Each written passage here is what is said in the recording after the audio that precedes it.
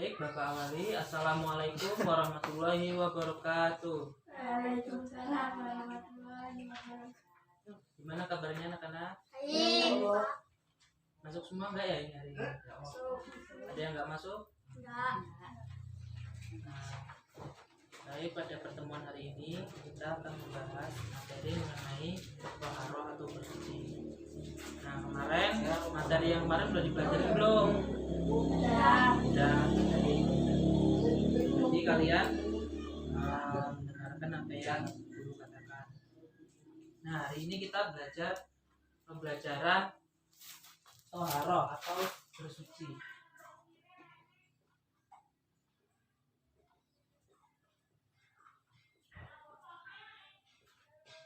Kelihatan kan? Ada yang tahu belum materi tentang bersuci? Belum? Ya, kalau belum kita bahas hari ini. Jadi toharoh atau bersuci itu suatu perintah dari, kan kita sebagai umat Islam harus sebelum ibadah harus bersuci dulu. Nah, Islam itu menganjurkan semua umat muslim sebelum melakukan ibadah yaitu harus bersuci. Nah, kalau kalian mau beribadah, mau ketika mau melakukan sholat, mau melakukan suatu ibadah yang diperintahkan Allah, maka harus bersuci dulu badannya atau pakaiannya dari semuanya, karena Allah menganjurkan, karena Allah tidak menyukai semua umatnya yang harus bersuci, pokoknya tidak suka yang kotor. Nah, suci itu atau membersihkan diri itu segala sesuatu yang menjadikan diperbolehkannya mengerjakan ibadah sholat, tawaf, dan membaca Al-Quran. Nah, jadi nggak boleh kalau kalian pakaiannya kotor, terus badannya kotor, terus mau melakukan ibadah, itu nggak boleh. Allah tidak suka dengan hal-hal yang kotor. Nah, kenapa harus bersuci? Bersuci itu bukan cuma badan ya, tapi tempat ibadah juga bersuci. Misal kalian mau sholat di musola atau di masjid, tapi di situ ada banyak kotoran, maka kalian wajib membersihkannya dulu. Nah, kalau badan kalian bersih, pakaian kalian bersih, tapi kalau tempat yang buat ibadahnya kotor, itu juga tetap tidak disukai. Nah, sekarang bersuci, ada beberapa macam bersuci. Secara umum bersuci itu dibagi menjadi dua, yaitu bersuci dari hadas dan najis. Boleh dicatat ya, dibuka bukunya ya, halamannya dibuka. Nanti kalau ada ulangan biar nggak bingung. Jadi bersuci itu dibagi menjadi dua tadi, apa aja bersuci? Dari hadas dan najis. Nah, dilihat dari sifatnya, bersuci itu dibedakan menjadi dua, yaitu bersifat lahiriah dan bersifat batiniah. Bersuci yang bersifat lahiriah yaitu membersihkan badan, pakaian, dan tempat tinggal dari segala kotoran atau najis. Sedangkan bersuci bersifat batiniah adalah membersihkan jiwa dari segala kotoran yang berupa segala dosa, maksiat, syirik, dan takabur. Nah, jadi bersuci itu ada dua, secara batin dan secara lahir. Nah, secara batin itu apa? Batin kita tuh harus bersih kalau melakukan ibadah, seperti harus dibersihkan dulu tuh kalau mau ibadah, jangan dengki, jangan syirik sama orang gitu. Nah, kalau secara lahiriah itu secara pakaian yang tadi Bapak jelaskan, secara pakaiannya, tempat beribadahnya itu harus bersih juga. Nah, coba ini Firza baca yang keras ya. Bersuci, alat-alat bersuci. Air. 1. Air suci dan menyucikan. Istilah ini menunjukkan Toharoh, tahir muntahir. Air ini disebut air mutlak karena masih asli dan murni serta menyucikan. Air hujan, air es, dan air embun.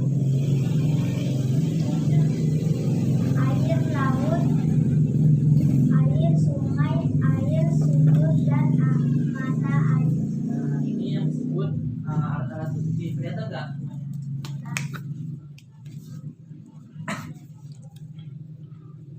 Nah, alat bersuci itu yaitu adalah air. Nah, air itu fungsinya buat menyucikan diri. Ketika kalian mau beribadah, itu kan harus wudu tuh kalau mau sholat. Nah, itu sebagai menyucikan diri sebelum melakukan ibadah. Nah, apa sih alat yang untuk menyucikan diri? Yaitu air. Nah, air itu bukan sekedar air saja, tapi harus air yang suci, yang tidak boleh kena najis. Seperti air hujan, air es, air embun. Nah, air laut, air sungai, air sumur, dan mata air. Jadi nggak sembarangan air itu bisa buat bersuci. Nah, ini juga nanti ada syaratnya. Syaratnya harus berapa banyak untuk bersuci. Selanjutnya, coba Nada baca. Kita nggak yang keras ya. Air suci dan tidak menyucikan merupakan air zatnya yang suci tetapi tidak sah digunakan untuk bersuci. Air suci yang telah dicampur dengan benda suci lainnya hingga berubah salah satu sifatnya seperti air teh, air kopi, Terus bawahnya air musta'mal, yaitu air sedikit yang telah digunakan untuk bersuci walaupun tidak berubah sifatnya. Air pohon-pohonan, buah-buahan seperti air kelapa. Jenis air ini tidak dapat digunakan untuk bersuci walaupun suci. Air mutanajis, air yang terkena najis. Air musyamas, air yang menjadi panas seperti besi. Nah ini juga air ya, salah satu air untuk bersuci, tapi dia tidak bisa buat bersuci seperti buat wudhu. Karena apa? Nih, air suci dan tidak menyucikan merupakan air zat yang suci, tetapi tidak sah digunakan untuk bersuci. Antara lain air kopi, air teh itu nggak bisa buat itu, buat apa namanya, buat wudhu, karena nggak mungkin juga kan. Terus air yang terkena najis, apa? Misal air itu udah terkena, misalnya air itu di ember, terus dia dijilat sama apa kucing, apa anjing, nah itu nggak boleh ya, karena itu hukumnya ada najis, itu udah terkena najis. Selanjutnya coba baca nggak? Debu atau tanah digunakan untuk tayamum sebagai pengganti wudhu. Tayamum dilakukan jika tidak ada air atau berhalangan memakai air, misalnya karena sakit atau musafir. Batu dapat digunakan untuk bersuci atau beristinja ketika tidak ada air istinja, yaitu membersihkan debu setelah buang air besar. Jumlah sedikitnya 3 batu. Selain itu tidak boleh menunggu najis hingga kering, sebab akan sulit untuk dibersihkan. Nah kalau ini buat apa bersuci tapi selain air, ketika kalian ketika kalian ada di suatu tempat tapi situ tidak ada air, nah kalian boleh bersuci dengan debu. Debu ini fungsinya untuk tayamum. Misal nih, kalau lagi perjalanan jauh, lagi naik pesawat tuh nggak bisa wudhu, nah boleh pakai debu. Caranya ditempelin terus 3 kali buat wudhu. Nah kalau lagi berada di gurun pasir apa nggak bisa ketemu air, nah itu boleh menggunakan debu. Atau orang sakit yang benar-benar stroke apa gimana, kan itu nggak bisa kena air, nah itu pakai debu nggak apa-apa sebagai pengganti air. Tapi debunya bukan debu-debu yang sembarangan ya, tapi debu yang nempel di dinding, itu kan tidak terkena najis.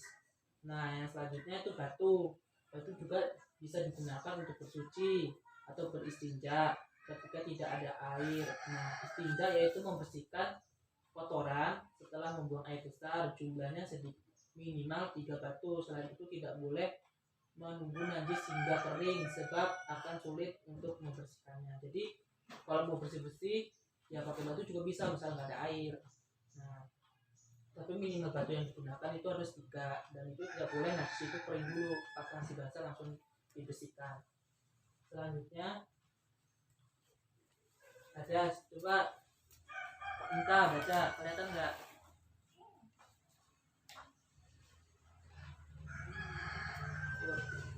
Hadas adalah suatu kondisi di mana seseorang dalam keadaan tidak suci menurut ketentuan syariat. Hadas kecil, hadas yang cara menghilangkannya dengan wudu atau tayamum. Hukum wajib bersuci seseorang yang hendak beribadah haruslah dalam keadaan suci dari hadas kecil, karena merupakan syarat sah ibadah mahdah. Oleh karena itu, bersuci itu wajib. Sebab-sebab hadas kecil: keluar sesuatu dari dubur, hilang akal, bersentuhan kulit laki-laki dan perempuan bukan mahram, menyentuh kemaluan dengan telapak tangan. Nah itu hadas ya. Nah, hadas sama najis ini sama, sebenarnya sama, tapi ada perbedaannya. Nah biasanya hadas itu juga dibagi ada hadas besar dan hadas kecil. Kalau hadas kecil apa coba contohnya, yang tahu nggak? Hadas kecil keluar sesuatu dari dubur. Ya itu apa coba contohnya? Kayak yang mau kita pipis ya, pipis atau buang air besar. Nah itu kalau itu disebut hadas kecil. Nah itu cara menghilangkannya apa? Cuman dulu lagi. Misal kalian lagi sholat nih, mau ngaji, terus tiba-tiba pipis. Nah itu hadas kecil. Nah cara bersihnya gimana ya? Cukup wudhu saja. Kalau hadas besar apa? Ada yang tahu nggak? Besar.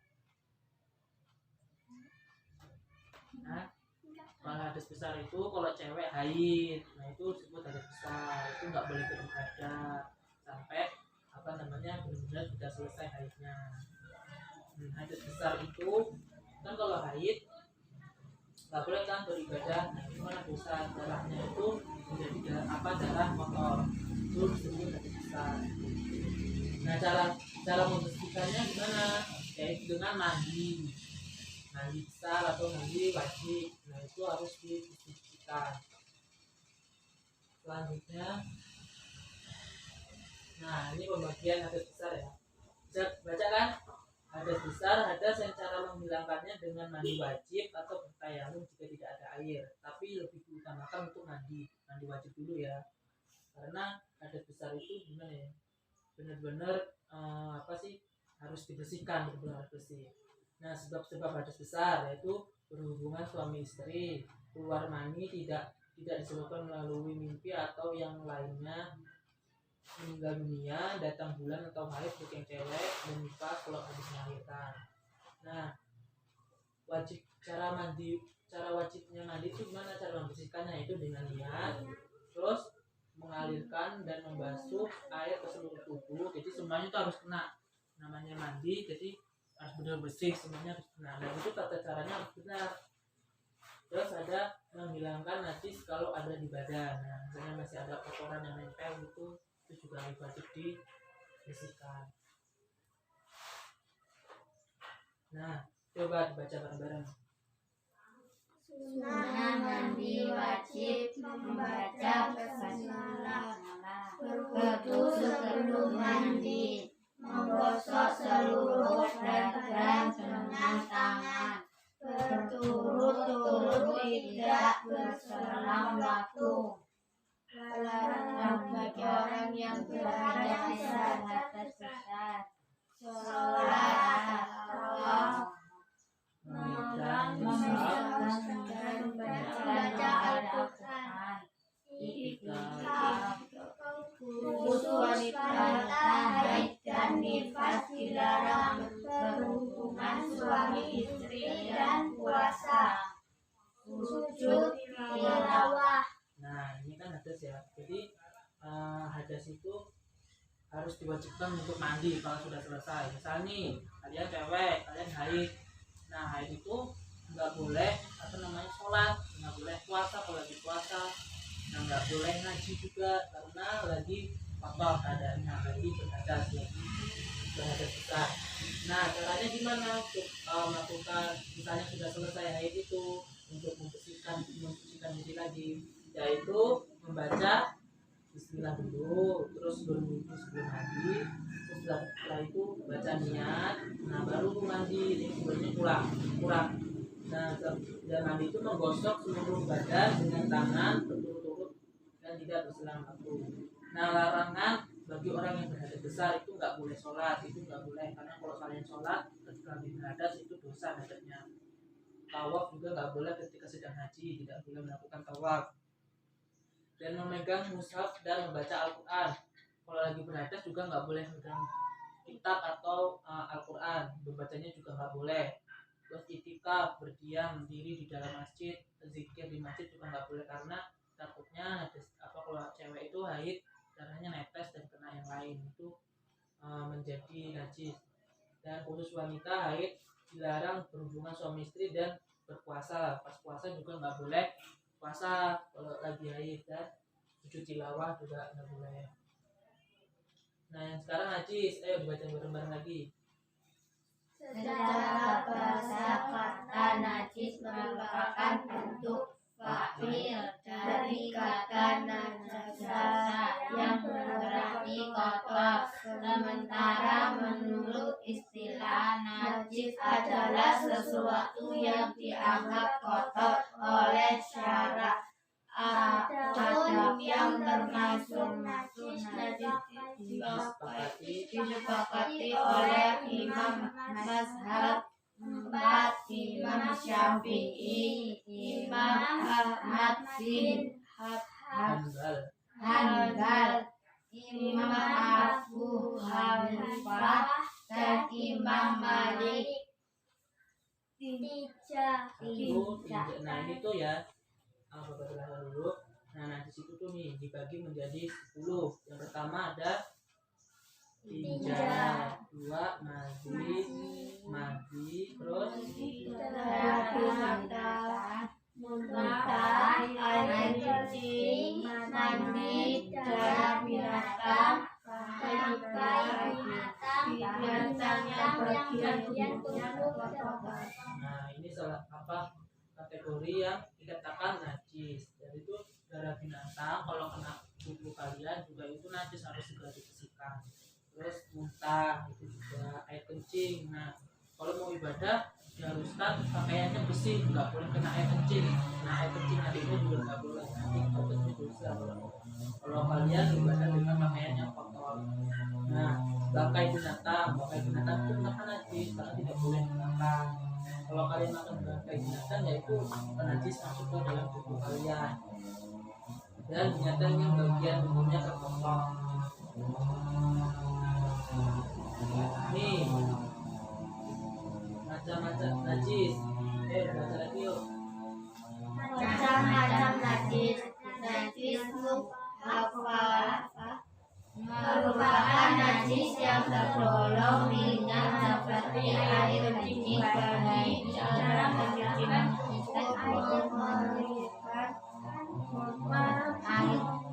Memastikan air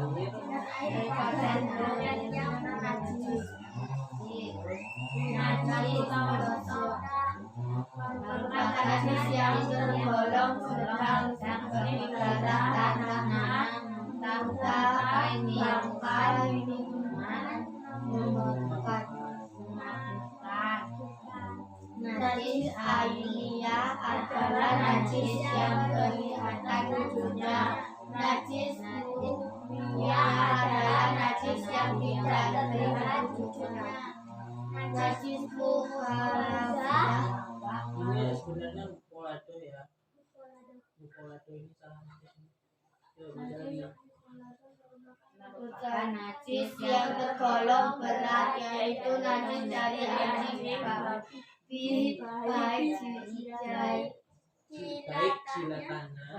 jilatannya, air kencing, kotoran, daging, tulang, darah, bangkai. Cara menyucikannya dengan membasuh sebanyak 7 kali dicampur dengan tanah. Nah, kalau sekarang najis. Nah, macam-macam najis itu ada 3, yaitu najis mukhafafah. Najis mukhafafah itu najis yang kategorinya tuh ringan.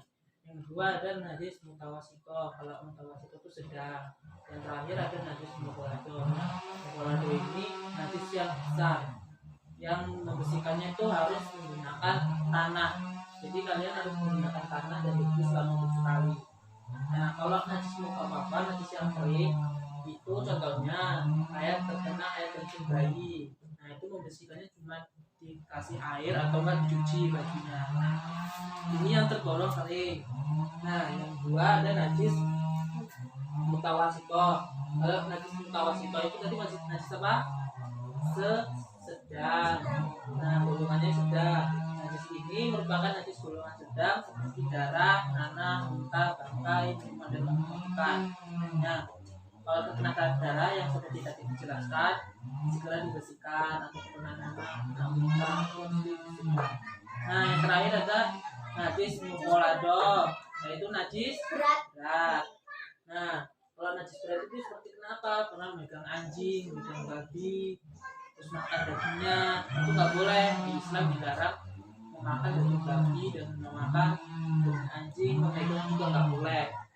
Nah, cara membersihkannya nih, misal kita lagi main, tiba-tiba dia megang anjing, main anjing, itu nggak boleh. Nah, harus dibersihkan dengan cara membersihkannya gimana? Basuh sebanyak 7 kali, 1 kali dengan tangan, jadi dicuci selama 7 kali dan cabut debu juga. Itu harus benar-benar bersih ya.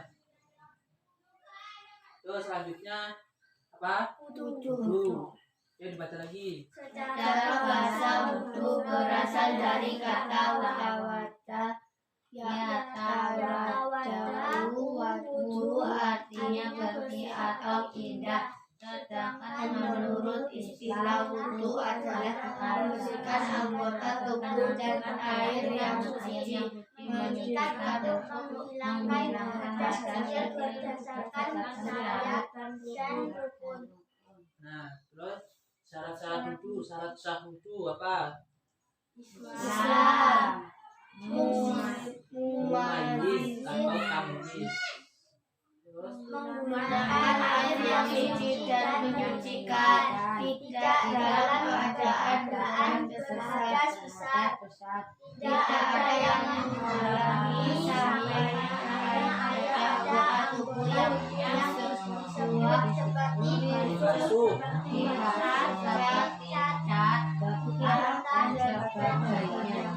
Nah, ini sekarang wudu. Nah, syarat sah wudu itu apa? Islam, terus tamyiz, terus menggunakan air yang suci dan mensucikan. Nah, tadi kan udah jelasin tuh air suci dan mensucikan.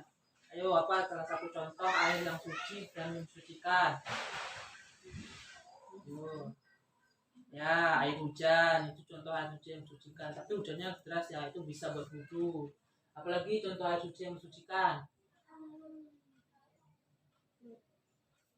Air sumur. Terus tidak dalam keadaan hadas besar.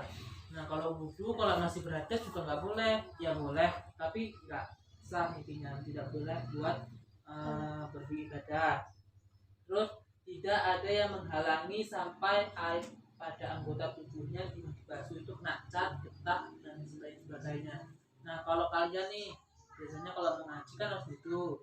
Nah, tapi di tangan kalian itu malah dikasih tato, dikasih cat, habis mainan cat kayak itu. Nah, itu nggak sah wudunya karena nggak meresap ke tubuh.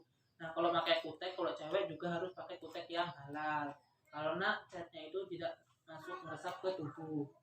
Nah, jadi itu harus diperhatikan ya. Kalau wudunya kalian nggak sah, nah nanti maka ibadah sholatnya juga nggak sah. Tuh. Nah, sekarang rukun wudu coba kita baca. Rukun wudu adalah bagian dari wudu yang menjadi penyangga utama niat membasuh muka, membasuh kedua tangan sampai siku, mengusap sebagian kepala, membasuh kedua kaki sampai mata kaki. Tertib itu maksudnya apa coba? Ya, maksudnya itu berurutan ya, harus dari 1 sampai 6 berurutan. Aduh,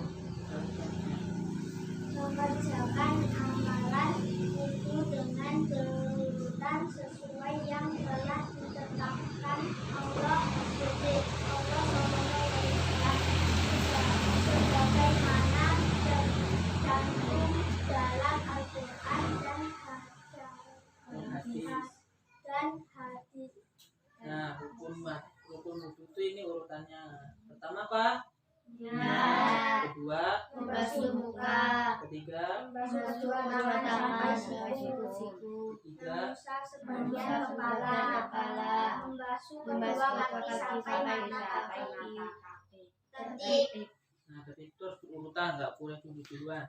Nah, tadi kan niat. Ini yang wajib. Rukun itu berarti wajib wudhu. Nah, kalau kita kan kalau wudhu kan habis niat apa? Pertama ini kan ini mencuci tangan. Nah, itu sunnah.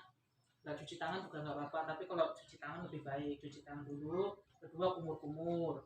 Ketiga membasuh muka. Nah, membasuh muka itu dengan apa? Dengan niat. Niat itu gimana? Coba yang keras. Ayo.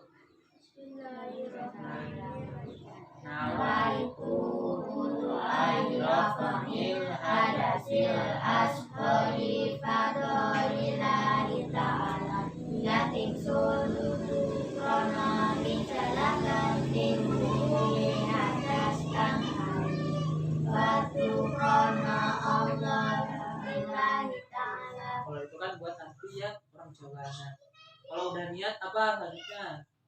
Membasuh? Muka.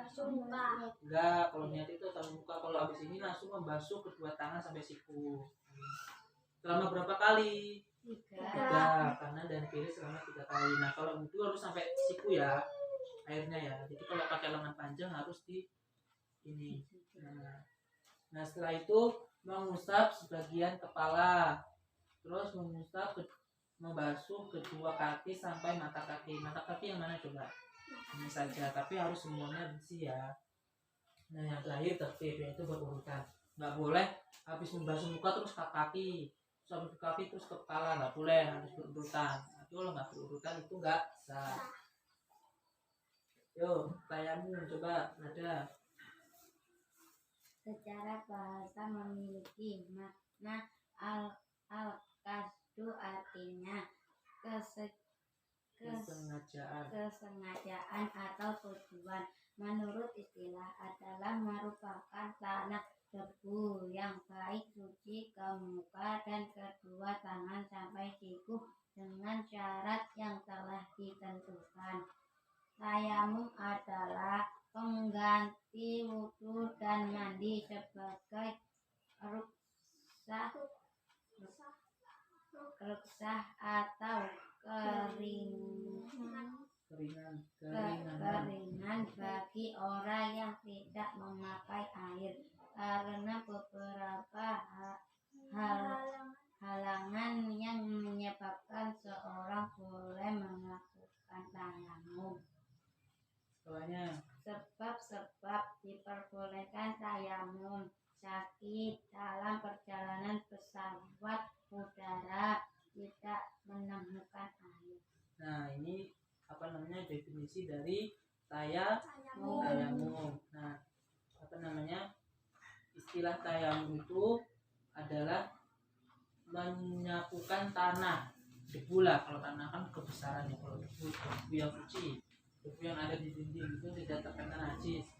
Terus dengan kedua tangan sampai dengan siku, syarat yang telah ditentukan. Nah, tayamum itu sebagai pengganti untuk wudhu atau mandi ketika tidak ada air, ketika sedang kekeringan atau kalian misalnya ada pasir atau di mana nggak ada air, sudah menemukan air, nah itu nggak apa-apa. Terus dan ini sebab-sebab yang dibolehkan tayamum: sakit itu misalnya kalian benar sakit parah, kalau cuma sakit pusing nggak boleh, harus tetap wudhu. Kalau sakitnya nggak bisa jalan atau nggak bisa hanya tidur di kamar, nah baru boleh tayamum. Nah, yang kedua yaitu dalam perjalanan udara.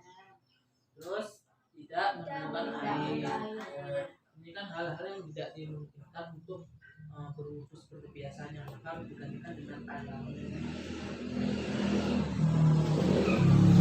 Ayo baca coba. Tayamum. Syarat tayamum ada halangan sehingga boleh tayamum.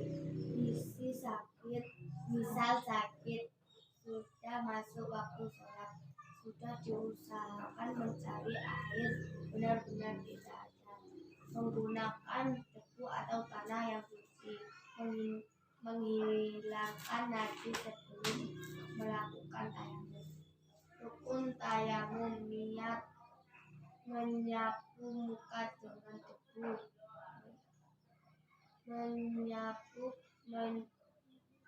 menyapu kedua tangan sampai siku dengan debu, tertib atau berurutan. Nah, ini syarat sahnya tayamum ya. Nah, kalau syarat sah bisa bertayamum itu karena dia sakit atau sedang bepergian, terus sudah masuk waktu sholat dan sudah diusahakan mencari air tapi tidak ketemu nih. Misalnya kalian lagi jauh terus nggak ketemu, nah udah waktunya sholat tapi nggak ketemu air, dicari-cari, nah itu nggak apa-apa tayamum. Tapi kalau misalnya masih ada air, ya harus pakai air yang ada di situ, menggunakan debu atau tanah yang suci. Jadi tidak boleh sembarang debu, kayak debu-debu di jalan itu tidak boleh buat tayamum, tapi debu-debu yang bersih biasanya ada di dinding, itu kan nggak kena najis hewan atau buat jalan orang, nah itu boleh buat tayamum. Nah, sebelum tayamum juga misal ada najis harus dibersihkan dulu. Misalnya baju kalian juga kotor harus dibersihkan dulu baru bisa tayamum. Nah, rukun-rukun tayamum yaitu niat, terus menyapu muka dengan debu, dan menyapu kedua tangan sampai siku dengan debu. Yang terakhir yaitu tertib atau berurutan. Yo, sunah tayamum coba Nika baca. Sunah tayamum: membaca basmalah, menembus atau meniup debu di telapak tangan agar debu yang menempel tipis, mendahulukan anggota badan yang kanan daripada kiri, membaca doa setelah tayamum sama seperti doa setelah wudu. Hal-hal yang membatalkan tayamum: hal-hal yang membatalkan wudu, membatalkan tayamum juga. Ada air sebelum mulai salat bagi yang tayamum karena tidak ada air. Murtad, keluar dari agama Islam. Nah, kalau ini sunah tayamum, apa aja sunahnya? Membaca bismillah, terus mengembus atau meniup debu dari telapak tangan atau debu yang menempel itu. Jadi habis tayamum itu membaca bismillah itu sunahnya. Terus habis kalau mau tayamum, habis ambil debunya itu langsung ditiup ini biar debunya itu tipis, nggak kandel yang kena. Terus setelah itu mendahulukan bagian anggota tubuh yang kanan dulu, jadi diutamakan yang kanan baru kiri. Setelah itu membaca doa seperti tayamum seperti doa setelah wudu. Nah, hal-hal yang membatalkan tayamum yaitu yang membatalkan wudu. Apa coba yang membatalkan biasanya kalau wudu?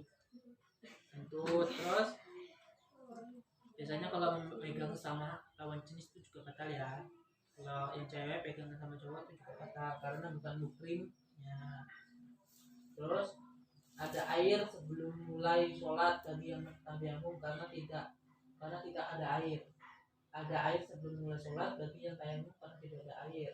Nah, misalnya nih, ini juga membatalkan ya. Misalnya kalian udah tayamum, nah pas lagi jalan tiba-tiba ada air banyak, nah itu harus wudu lagi karena kalau udah menemukan air berarti harus ganti wudu.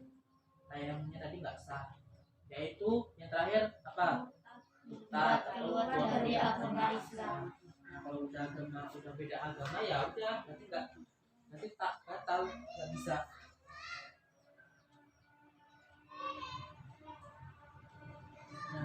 Nah itu tadi pembelajaran mengenai taharah atau bersuci. Dari sini udah pada paham? Ya.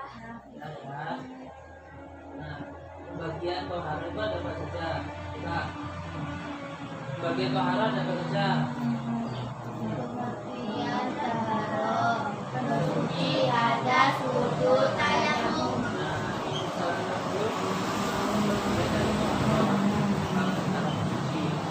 Itu ada hadis, itu dan tayamum. Nah, sebelum melakukan ibadah atau hal-hal yang diperintahkan oleh Allah, nah kita harus wajib bersuci dari hadas dan najis, yaitu terus setelah itu berwudu atau bertayamum.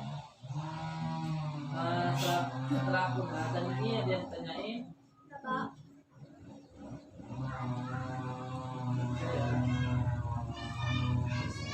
Kunci